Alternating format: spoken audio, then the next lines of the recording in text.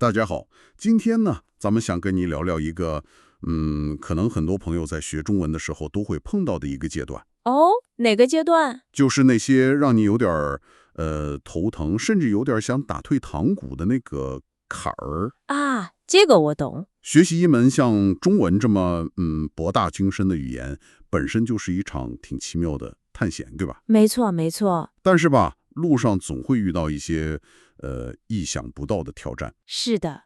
而且非常有意思的是啊，我们看了看手头这份关于初学者常见误区和对策的分享，发现很多时候那个最大的障碍，还真不一定是中文本身有多难，哦，那是什么？反而是我们自己的一些想法，或者说是学习习惯，在悄悄的，拖后腿。哎，这就有意思了，这就是咱们今天要一起深入探讨的。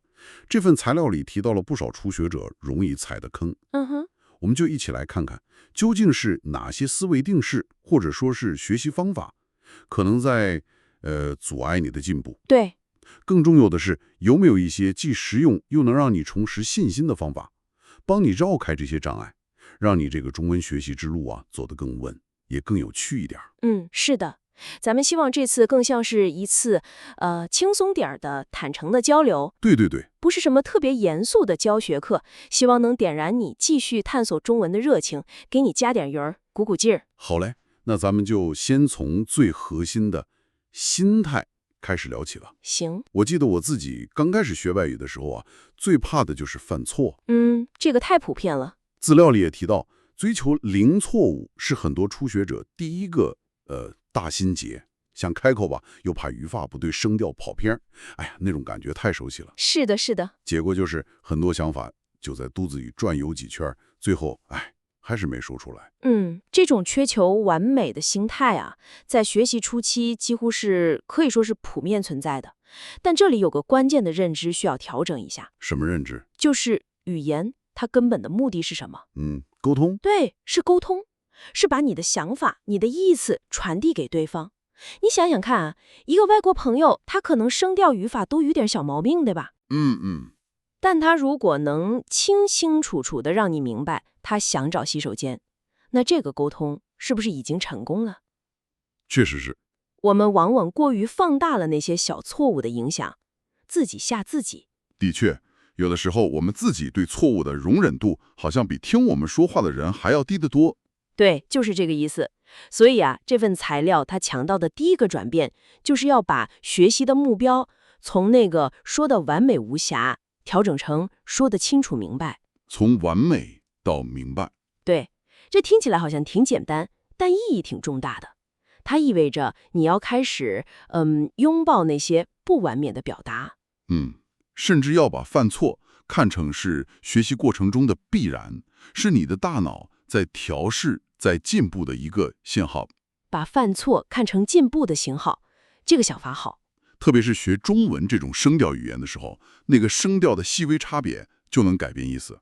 比如，我想问你，和我想吻你，这个差别可大了去了。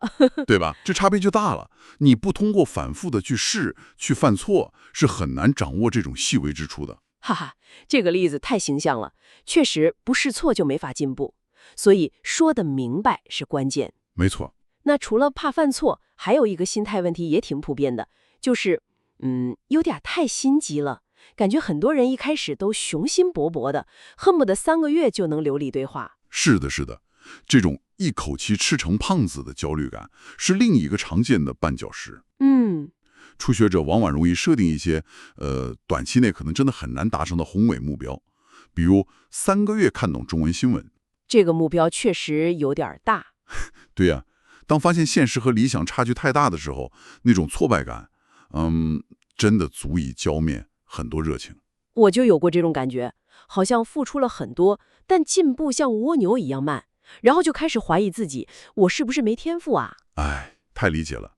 面对这种情况呢，资料里给出的策略是化整为零，小步快跑。化整为零，小步快跑，听起来有点老生常谈，听起来是有点儿，但它非常有效。关键在于啊，你不要总盯着那个精通中文的终极目标，那个太远了。而是要学会把它拆解成一个个具体的、可执行的、能在短期内看到成果的小任务。比如呢？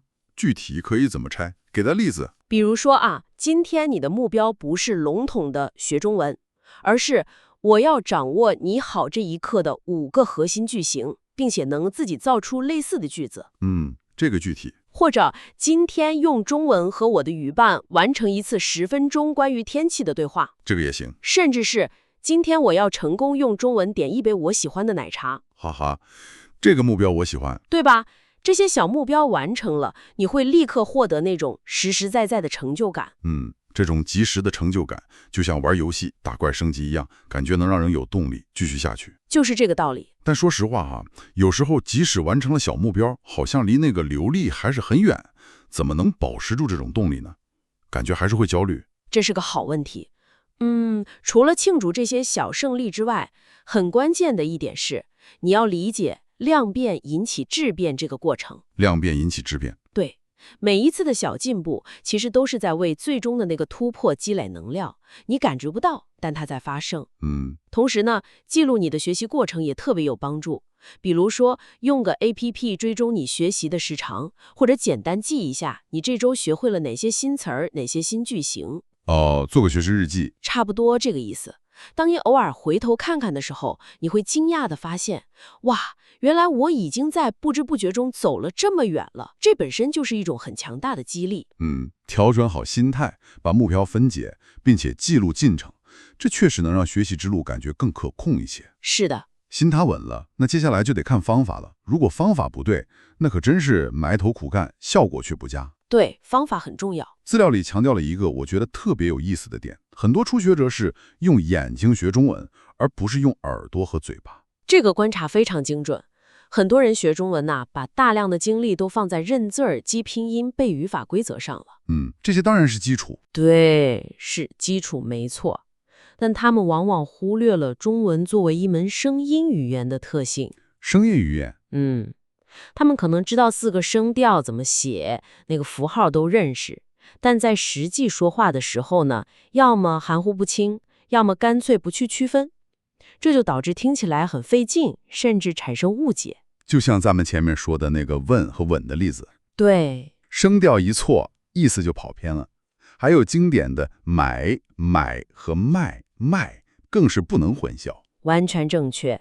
所以这个策略的核心就是声音优先，沉浸式输入。声音优先怎么做？就是说，在你打开课本去看那个生词表之前，先反复听几遍课文的录音。先听。对，让你的耳朵先去捕捉中文的那个韵律、节奏，还有声调的起伏变化。这就像学音乐，你得先听，培养那个乐感。先让耳朵怀孕。哈哈，可以这么理解。然后呢，跟读模仿就至关重要了。模仿？但不是那种机械的重复单词发音，而是要像个演员一样去模仿录音里说话人的那个语气、语速、停顿，甚至是情感。像演员一样。对，想象你在模仿一个说中文的朋友，或者一个你喜欢的电影角色。这个过程就是在锻炼你的中文肌肉。中文肌肉，这个比喻我喜欢。就是你的口腔、舌头、喉咙，让他们习惯中文的发音方式。有画面感了。那除了声音，背单词的方法也是个大问题。很多人是不是还在抱着那个单词表一个一个孤立的记？比如高兴 happy， 然后就下一个。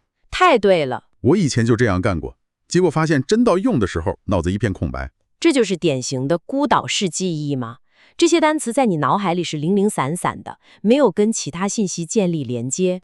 你可能认识它，但不知道怎么把它放进一个自然的句子结构里，不知道它通常跟哪些词搭配出现。就像你背了高兴，但想表达见到你我很高兴的时候，可能还是会卡壳。对，不知道见到你该怎么说，或者那个很放在哪里。就是这个问题。那咋办呢？总不能不背单词吧？当然要记单词，但是方法需要升级。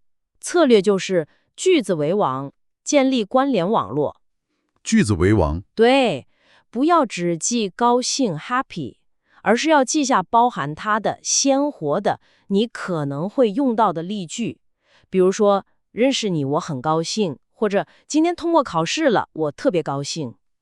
嗯，最好是课文里或者你听到的真实对话里的原句。这样记，不光是学了词，还学了它的用法和搭配。正是如此，你记住的就不再是一个孤立的点，而是一个包含了词义、用法、语境的小场景。嗯，更进一步呢，可以采用词错 （word chunks） 或者叫语块的学习法。词错、语块。中文里有很多相对固定的搭配，比如打电话、看电影、喝咖啡、说中文、有点累、对感兴趣。这些确实经常一起出现。对，就把这些经常捆绑出现的词组当做一个整体来记忆和练习。就像记一个乐高积木块，而不是单个的零件。这个比喻非常形象。当你习惯了用这些词块来思考和表达时，你会发现自己说中文的那个流利度会大大提升。那种一个词一个词往外蹦的感觉会少很多，语句也会更自然、更地道。我记得有个学生学了安排这个词，然后他想说 I'll arrange a meeting， 他就自己造句说我会安排一个见面。听起来有点生硬，对吧？很生硬。但如果他记住了安排会议或者安排时间见面这样的词块，那表达就会自然很多。明白了。从孤立单词到句子，再到词块，这确实是一个更高效的路径。是的。好了，心态调整了，方法也改进了，但似乎还有一个最大的坎儿，很多人可能都卡在这儿，就是只学不说。对。或者说只输入不输出。对，这几乎是所有语言学习者都可能遇到的瓶颈，也是最让人觉得遗憾的地方。怎么说？你可能听了很多，读了很多，词汇量一大堆，语法规则也背得滚瓜烂熟，但是呢，就是不敢开口说，或者很少动笔写。知识就停留在那个理论层面，没有转化成可以实际运用的技能。就像你学会了所有游泳理论，却从不下水实践一样。这个比喻很到位。那对于那些性格比较内向，或者觉得自己身边缺乏语言环境的朋友，有什么具体的建议吗？怎么迈出这个输出的第一步？这里的关键是创造练习环境，哪怕最初是模拟的也行。模拟的。对，首先积极的去找语伴。现在网络很发达嘛，有很多语言交换平台，比如 Tandem Hello Talk 你可以找到世界各地的中文母语者进行交流。关键是找到那种让你感觉舒服、没有压力的伙伴，哪怕每周就聊个15-20分钟，谈谈日常琐事，都是非常宝贵的练习。即使说的磕磕巴巴或者错误百出也没关系吗？当然，记住咱们前面说的，目标是说得明白，不是说得完美。好的语伴会理解你，并且鼓励你的。其次呢，如果觉得跟真人交流压力还是有点大，可以试试自言自语，就是 shadowing。自言自语。对，比如你在做家务散步的时候尝试用中文描述你看到的东西，或者你正在做的事情。比如我在洗碗，这棵树很高，今天天气不错。这听起来可能有点傻，哈哈，有点。但是它能有效地训练你的大脑用中文组织思路和表达。这个方法我好像听说过，感觉没什么心理负担，随时随地都能做。是的。另外呢，尝试用中文进行简单的书面输出。写东西。对，比如每天用中文写1-2句日记，记录下当天发生的事儿或者心情。或者在社交媒体上用中文发个简单的帖子，甚至给你同样在学中文的朋友发个中文短信。每一次你主动调动脑海里的中文知识，把它组织成有意义的语句表达出来，都是一次从被动认识到主动运用的飞跃。就是要千方百计地让学到的中文用起来。没错。说到实践资料里还提到了一个点，建议不要只学习那个标准普通话，要去拓宽视野。这个我有点好奇，难道我们不应该追求标准发音和规范用法吗？当然，标准的普通话是沟通的基石，这个基础必须打好。但问题在于如果你的输入来源过于单一，比如说你只依赖教科书，还有那种非常正式的新闻播报，那么你的中文可能会听起来有点过于书本气。书本气？对，缺少生活中的那种自然和灵动。就像你学英语只看 BBC News， 然后跟朋友聊天也用那种腔调，可能会有点奇怪，对吧？我明白了，就是说生活中的中文其实是更多元、更口语化的。对，语言是活的嘛，它存在于各种真实的场景中，所以在掌握了基本规范之后，有意识的去接触更多元、更生活化的中文，对提升你的语感和实际沟通能力是非常有帮助的。这能让你更好地理解在不同的场合下人们到底是怎么说话的，包括他们的用词、语气，甚至一些常用的俚语或者网络用语。那可以通过哪些途径来接触这种更真实的中文呢？途径很多啊，比如多看一些你感兴趣的中文电视剧、电影或者综艺节目。哦，看剧、看综艺。对，这些节目里的对话通常更接近日常生活，你能听到自然的语速、口语化的表达，甚至一些方言的痕迹。一开始可以看带中文字幕的，重点是感受那种语言的流动感。注意他们怎么表达情绪，怎么开玩笑，怎么进行日常寒暄。听中文歌应该也算吧，我挺喜欢听歌的。绝对算，歌曲是学习语言的绝佳材料。旋律能帮助记忆吗？对，歌词往往也包含了丰富的词汇和表达方式，而且还能顺便了解流行文化。你可以找找歌词，跟着唱，既有趣又能学到东西。这个好。还有就是阅读。是的，阅读非常重要，但同样不要局限于课本，去读那些你真正感兴趣的中文内容。兴趣驱动。对，如果你喜欢美食，就去找中文的美食博客、菜谱；如果你关注科技，就去看中文的科技新闻或者评测。当你在阅读自己热爱的话题时，你会更有动力去查生词、理解句子，学习效果也会事半功倍。让兴趣做你的向导，这也能帮你了解特定领域常用的那些术语和表达习惯。听你这么一说，感觉学习中文真的是一个系统工程，从心态调整到方法优化，再到坚持实践，每一步都要用心。确实如此，学习任何一门语言啊，本质上都是一场马拉松，不是100米冲刺。尤其是中文，它跟很多语言体系差异比较大，挑战自然不少。这个过程中有兴奋的高峰，也难免会遇到挫折的低谷。是啊，所以聊到最后，我们特别想给你送上一些鼓励。首先啊，请你一定相信，你现在遇到的困难，几乎所有成功学好中文的人都经历过。真的吗？真的。那些看起来说得很流利的人，他们也曾经为记不住汉字而烦恼，也曾因为说错声调而尴尬。你不是一个人在战斗，这些都是可以克服的。这个很重要。其次呢，关于坚持，我们想强调的不是你每天必须学够多少个小时。那是什么？而是保持接触的频率。对，与其攒到周末搞一次那种5小时的魔鬼训练营，不如每天坚持个15分钟或者30分钟。每天一点点。对，哪怕只是听一段中文播客，复习几个词块，用中文自言自语几句，细水长流，让中文像空气一样自然地融入你的生活，效果往往更好。中断太容易了，但重新捡起来就需要更大的意志力。有道理，细水长流。还有呢？还有，别忘了当初为什么出发，不忘初心。是的，当你感到疲惫、迷茫，甚至有点想放弃的时候，不妨停下来，问问自己，当初是什么吸引你开始学中文呢？是对中国文化的好奇，是工作的需要，是为了和中国朋友更好的交流，还是仅仅因为觉得汉字很美？让这份最初的热爱和动力，成为照亮你前行之路的那个灯塔。找回那个初心。最后也是最重要的一点，请对你自己多一些耐心和善意，对自己好一点。对，你正在做一件非常了不起的事情，学习一门新的语言，打开一个新的世界，这本身就值得骄傲。